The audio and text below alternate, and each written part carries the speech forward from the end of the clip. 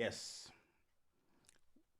we are live here in Eagan, Minnesota. Thank you very much, Maurice, for being here. Yeah, no problem. Thank you. Yeah, our guest today is Maurice Smith. He's a what 7, 8 years in the police of Minnesota here in the Twin Cities, Mhm. and we're so happy to have him. He's a very renowned police officer, and I'm sure all of us want to hear from him. This presentation here is brought to you by Tuwaye Media Network in collaboration with Minnesota EquiVoice Partnership, which is an organization that is out there working on behalf of marginalized communities in Minnesota, helping them to, increase their voices, get heard, and also to improve their standard of living. So we're so happy that we are going to discuss a subject here that I think is very, very good. Is going to be helpful to the young ones, to our youth. So Maurice Smith is here in our studios, as you can see him, young man. Yeah, we are going to ask him to introduce himself and talk about some of the things. Let's just know who he is, and then we go from there. Maurice, it's such a pleasure to have you here. Thank you, same. Yeah, we can hear you loud and clear. Tell us about yourself. So I'm originally from Chicago, Illinois. Was born and raised there. And then during college, when I graduated high school, I went to college in Mankato. Went there for 4 years, and during my time there, I majored in corrections and I minored in sociology. Yeah. Originally, my idea was to become either a correctional officer or a juvenile probation officer. When I graduated college, I applied for some jobs in that field. I didn't get the jobs I had applied for, so I ended up at a smaller police agency working as a community service officer. And during my time there, I was mentored by two older cops that kind of took me under their wing a bit, and they showed me what it was like to be a day-to-day police officer. And I ended up deciding to give law enforcement a route. So then I ended up going to another police agency and decided to be a police officer there. Wow, that's so cool. So it appears that you really did plan it very much in advance. It's something that happened. Um, you didn't have a mentor initially as a Mhm. young man to tell you that you should consider going into the police force. Right. Yeah. So like if I'm being completely honest, I would say growing up, I didn't even like have a great interaction with a lot of police officers. Growing up in a major city like Chicago is such a big city that you don't really get to know police that well unless you're getting into trouble. Mm-hmm. So I didn't really know police that well. I just knew what I saw just out and about in the community. And then just before high school, my mom moved my sister and I to a suburb outside of Chicago. Mm-hmm. And I had interactions with police, and none of them were positive. It was a suburb where it was predominantly white. So us being one of the few black families, um, you sort of notice how you can be prejudged without people knowing you. So I still didn't have positive interactions. So I didn't really like cops too much growing up because I didn't have any good interactions. Um, so when I became a cop, my mentality was to try to change like that perception. Perception, yeah, Yeah, yeah, and that's also try to be like that positive light that a lot of people in our community hmm doesn't really don't really get a chance to see. So that yes. was more so like my mentality when I decided to become a police officer. Wow, that is so good to hear, because a lot of us, a lot of us in the minority communities, we may, you know, have backgrounds similar to yours, Hmm. but now that we see that we can actually get in there and make a difference, that is such a great thing. What I think you kind of said something about this, but what really motivated you? And you said, you know, this is it. I gotta do this. So I remember for me the defining moment. I remember when the Dallas police shooting happened. This was I think 2015 or 2016. So I was still in college, but this is when I considered becoming a cop, maybe in the realm. Um, Multiple officers were killed in Dallas, Texas, and I remember their chief, Chief Brown at the time, going on TV and saying, if you feel like you can do this job, come on down, we're hiring. If you think that you can be a good police officer, we're hiring. If you don't like the current state of law enforcement, we're hiring. Because this was around the time of like, you know, Mike Brown being killed in Ferguson. A few years before that, Trayvon Martin was killed in Florida. And even though that wasn't by an actual cop, it was still racial tension involved. So I remember seeing that when the Dallas officers were killed. And I remember saying, I think I can do that. Like, I think I'm capable to be a pretty good police officer. And prevent some of those Yes, things. right, yeah. Wow. So, you know, that kind of started to change my mentality a bit. And then the cards just fell that way. And it ended up working out in the way, you know, that it has. All right. Wow. So now that we are at this point, tell us a little bit about the preparation. Uh, you know, very few minorities, especially immigrants, think about going into the police. What do you need in order to get in there to actually be considered?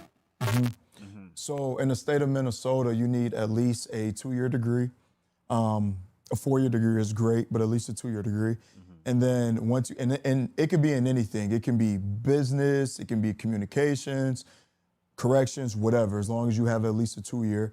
And then after that, you go through Skills Academy, which is what many people would refer to as the police academy. In Minnesota, it's called Skills. So then you go through that, and it takes about less than a year to complete the Skills Academy.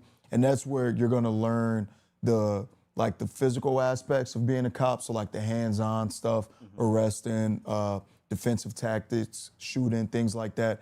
But then you're also gonna learn the actual like book portion of being a cop. So the statutes, you're gonna learn about previous cases and things of that nature.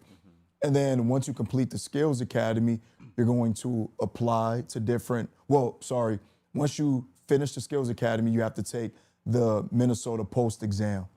And you pass that exam, that's how you're certified as a police officer in the state of Minnesota. Is that like a national exam? So it's state by state. So I'm certified in the state of Minnesota, but if I move to, let's say, Texas, I would have to take their state exam. Or if I move to Illinois, I would have to take their state exam. So it's state by state. Some states have reciprocity. So I believe North and South Dakota has reciprocity. With Minnesota. Yes, and maybe Wisconsin, but I'm not 100% sure on that. But other than that, like if I moved to California, I would have to take their state exam there. So after you take your state exam and once you pass, then you're able to start applying at different police agencies. And then once you get hired on, you may go through a mini academy there, depending on how big the agency is. And then once you finish that police agency's academy, then you start field training, which is known as FTO.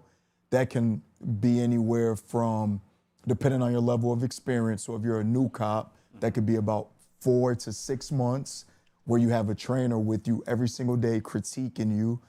And then once you complete that, then you're on your own in the street. So it's about a 2-year process all in all before you're actually on your own doing, or about, I would say about a 1.5-year process until you're on your own. And that's after you get your 2 years of schooling.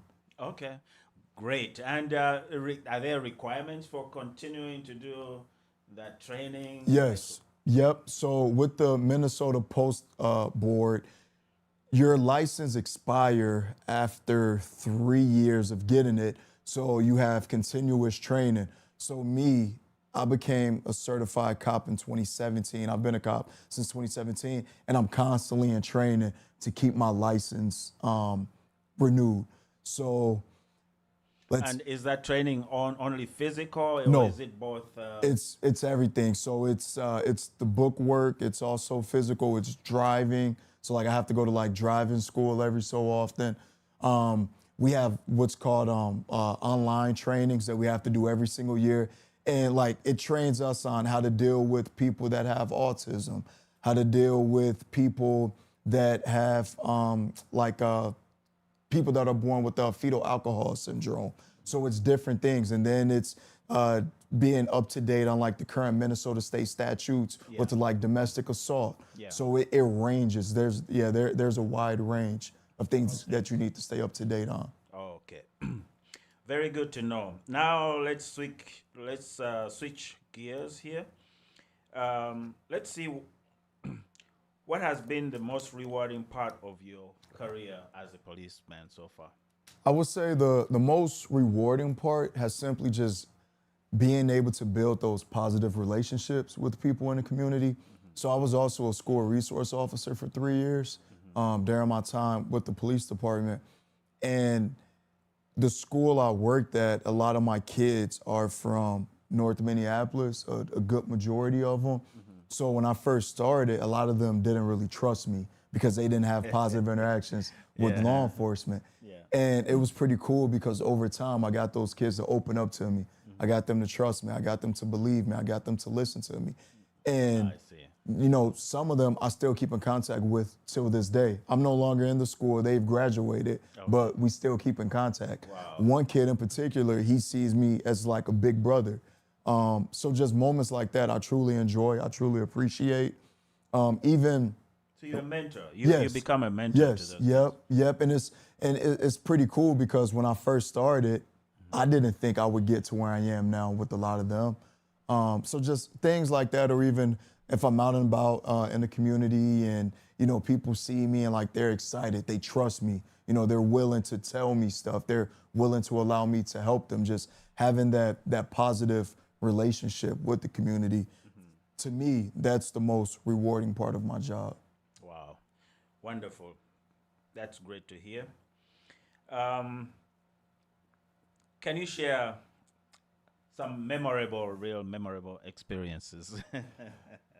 Yeah, I mean, I mean, not like George Floyd, but really memorable. Yeah, I mean, I've had quite a few. If I'm being honest, and I'm not trying to like bring down the mood, the ones that I remember the most are honestly the bad things. And I think that's just because those are the things that just kind of like stay with you. They stick. Yeah. So it's, like I remember like just a lot of like tough calls that I've had to go on. Tough suicides, things like that. Wow. You talked someone out of doing that? So it was after the fact. They were already, they had already taken their own life. But it's like being the first one there and seeing it like right after it happened, like still being able to smell the gunpowder because they had literally just shot themselves a minute before you got there. So, you know, it's just like moments like that. It's tough. If we're talking about like funny stories, like I remember when I was a newer cop, there was a lady that she was admitted into the hospital and somehow she got out of there, like still had the IV in her arm and everything. And she's running down the street, still in her hospital gown, and people see it, so obviously they call us. And then the hospital called us at the same time. So we're checking the area for her, and I saw someone run to like the back of this house. So I was like, let me just go check it. And I get there and I'm knocking on the door. The homeowner comes out. I'm like, hey, I saw someone running to the back of your house. I explained the situation to them. And they're like, I don't know what you're talking about. And I'm like, no, I just saw someone run to the back of your house. And they're lying, saying that no one ran into my house, leave, like you can't be here. And I'm like, I'm telling you what I saw. So as we're talking, I see someone coming out of the second floor window, like screaming for help. And I look, and it's the lady, and she jumps, and it was snowing at this time. She jumps out but she was so high off drugs. She jumps out of the second floor window, lands in a pile of snow, gets up and it just keeps running. And the area she was running by, there was a golf course and there was a fence. And if she would have went probably like 15 feet down, the gate to the fence was wide open, but she was so high that she tried climbing the fence. So I just ran up, just got her or whatever, and just saved her life. Yeah, you know, and then eventually paramedics came. So I'm talking with the homeowner and I'm like, hey, why were you lying? Like, I told you that I saw someone run to the back of your house. I explained the situation. Like, this person broke out of the hospital. Why were you lying? He said that the lady told her that her husband was a police officer and he was trying to kill her. So when he saw me, he thought it was me. Oh. And I was like, I don't even know this lady. Like, so he's like, oh, I'm so sorry. Like, I believed her. I thought you were trying to kill her.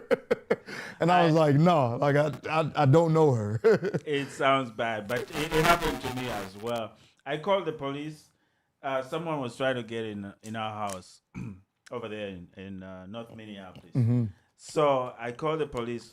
But when the police arrived, they came in as if they were coming for me. Mm-hmm. So I had to, I didn't go to them to kind of explain the situation because I thought they had turned against me, which is totally stupid. But anyways, I understand that a lot of people, when they see police, they get scared and they don't want to associate. Yep. So the kids, our kids being there, Yeah. and helping all the others to understand and to be more free to interact and do stuff. Yeah. That's really great. Yeah. Yeah, that's so true. And now, what are some of the challenges? I know you told us. Okay, you told us about the things you like. The memorable events. Mm-hmm. Tell us about other benefits in there. Is it worth it? Is it worth being a police officer? Yeah. I would say it's worth it. The pay is really good. It's really good. I remember when I first became a cop, I was like, yeah, I'm not gonna make a lot of money. It pays well. It pays well. I will say they definitely know how to keep people around because it's a rough job. So there better be something that's beneficial. That keeps you going. Yeah. The retirement is really good. I mean, I'll be set once I'm done at the age of 53. And that's another thing. I mean, I get to retire early. So I started when I was 23. I'll put 30 years in, probably 31. So 53, 54, I'm done. I'm still young. I can still do whatever I want at that time. So that part is nice. The other benefit I would say is just overall the job is rewarding. When you see, like, for example, like if there's someone, I had a woman that was constantly involved in domestic assaults with her boyfriend. And we were constantly going out there and it was always us trying to help her, but it was Stockholm syndrome. Like she couldn't leave. She felt dependent on the man she was with. And eventually she ended up leaving him and was able to be who she wanted to be and be free and be happy as a woman. And to finally see that, I was happy. I was like, after all this time, after everything you've been through, now you're off and you're done with him and now you're moving on to a happier and better life. That was very, rewarding to see. So stuff like that is nice. As far as the challenges that you asked about, it is a tough job. I mean, especially being a black male in this profession, you kind of get it from all sides. Like when I deal with white people on calls, they call me sometimes, not often, but sometimes racial slurs and things like that. And then when I deal with black people on calls, sometimes they call me Uncle Tom, a sellout, a coon, all this other stuff. And I'm like, you don't even know me. Like, you don't, like, this is my job, but you don't know me. So like when 2020 happened, everything with George Floyd, that was awful. Like I was going through it. Yeah. I mean, I was ready to just be done with the job overall. It was tough. Like I remember. And that was just mentally. Yes. Yeah. And even like, I remember being on a traffic stop and I was pulling a car over and I had a group in a car drive past me and they had a bunch of quarters and other coins. And as I'm on the traffic stop, they like yelled something at me, and then they just threw it at me, and it like hit me all in the face. And they were flying, so they're going fast, and just threw like a bunch of quarters and dimes and pennies at me, and it like hits me all in the face. And the person I pulled over, they were like, "Oh my God, are you okay?" I'm like, you know what? Like, you go on about your day. I'm about to go, catch them. And, it's just situations like that, all because of, a black cop during that time. So. Okay. How can law enforcement and community leaders work together to support, the community? Yeah, so I would say, like, the police department, we need the community, and the community, they need us. Yeah. So there shouldn't be like no us versus them mentality. It shouldn't be that way. It should truly be a we mentality. Because at the end of the day, I mean, we're all on the same team. I can't do my job in the city I work in without the community. And if something bad happens in the community, they should feel safe enough to call on me and my partners to help them. So for me, just the biggest thing is knowing your community. Like me, even when I'm off work, I still like to spend time in the area I work in. When there's events, I still go to it if I'm able to. During the summer, I don't mind. If I see a group of kids playing basketball, I'm gonna go out there and, shoot around for a little bit with the kids or throw the football around. So that way they can see me not as Officer Smith, but as Maurice. So when a situation happens and I show up, they're like, "Oh, that's Maurice. Okay, we're good. We know him."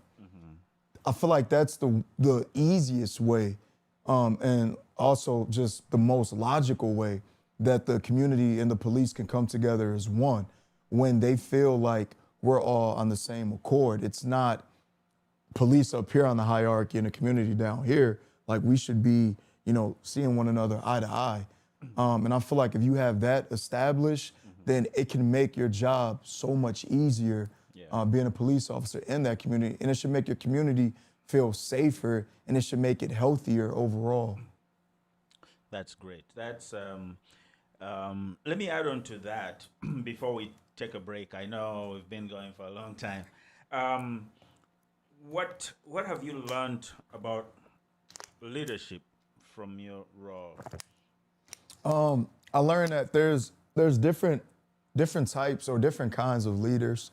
You have some leaders that are very hands-on, and they need to be in the front, and they need to be seen and lead, their group or however you want to word it. And then there's some that lead from the back. They trust their team.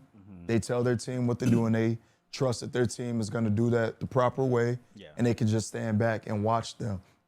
For me, to be honest, I mean, I've been doing this for 7.5 years now. I still try to decide what kind of leader am I. I know I am a leader. My coworkers, they tell me I'm a leader, but I still try to, I think also a good leader knows how to lead different, they know how to sort of instruct different members of their team. Like me, I grew up playing sports. So when one of my supervisors are on me, it doesn't faze me. If my supervisor yells at me, I don't shut down. Playing sports my whole life, I'm used to my coaches yelling at me. But I have some people I work with, I don't want to say it, but they're kind of soft. So it's easy to annoy them. Yeah, and like they're kind of fragile. So if a supervisor yells at them, it may make them break. Whereas me, I'm like, okay, all right, I see what you're saying. All right, let's go. So I think a good leader sort of knows just their employees, and they know the proper way to sort of construct them. You can't handle me the way you handle this person, and vice versa.